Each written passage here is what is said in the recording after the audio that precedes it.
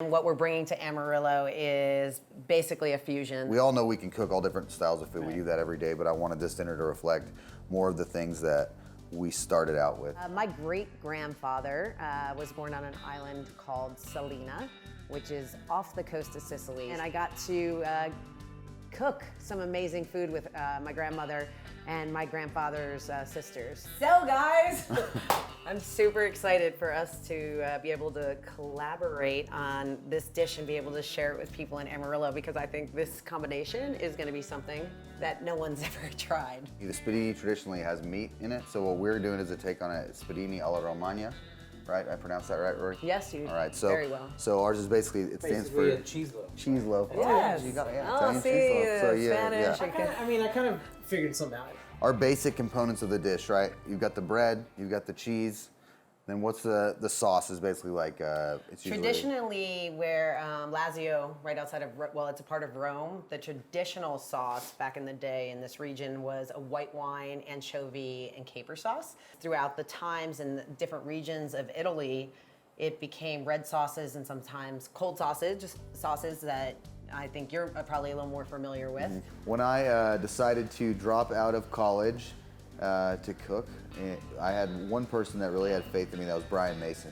He is the owner of Prime Chop House and Lounge now, but he used to own a restaurant called Zen 721. Asian has always been a really, really inspiring type of cuisine for me. I just went and picked up a few different things that I think will make a really good sauce. I wanted to kind of do like some of the, like a Thai style version of this. So we'll have a tomato, a sambal, some Thai chili, and we can still tie in the garlic and the anchovy aspect, but we can either do it. I got some just some regular anchovy fillets as well as some fish sauce, so we can kind of work on both. And that's something those. that's huge for people at home also, is that literally this is almost an anchovy sauce. Yeah. So if they don't want to use the full anchovy fillets, they can actually use the fish sauce. Yeah, it's always hard when you buy the anchovies, you've got those, you use like 2 and then it just sits in your fridge for like... Absolutely. You got the hookup on the cheese. Tell us about what you got. So basically I got a bunch of different cheeses. Mozzarella is the the one that traditional, usually goes in right? there. Okay, so the one that gets the most consistency of mozzarella is the asadero cheese, which is... Say that again. Asadero cheese. Asadero. Okay. Okay, so Oaxaca cheese.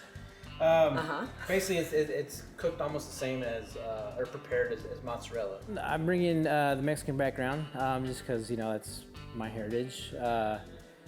It all stems from my grandmother.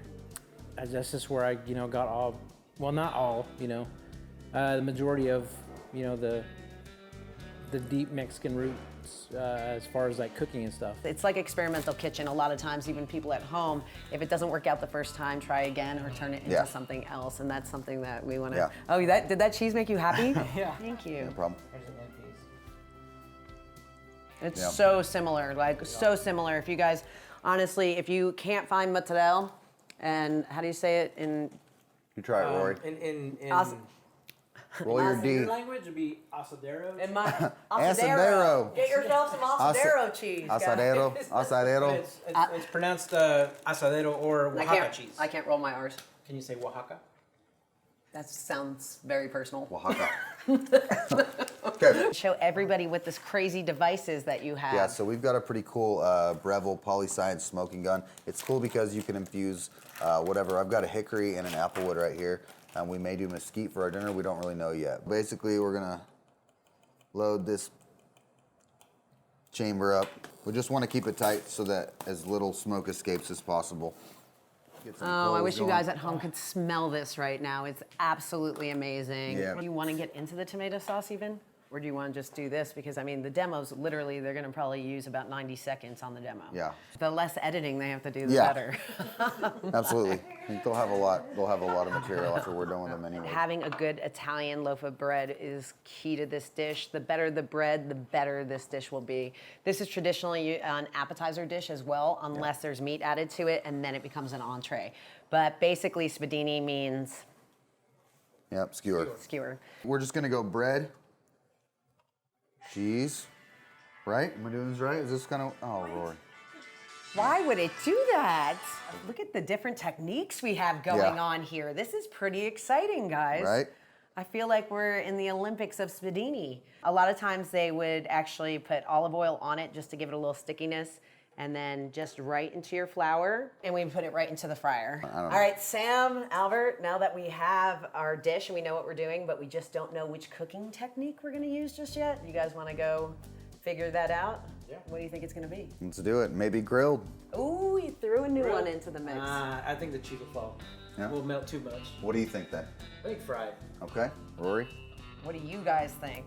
We're gonna be out in 1 minute and you guys are gonna find out.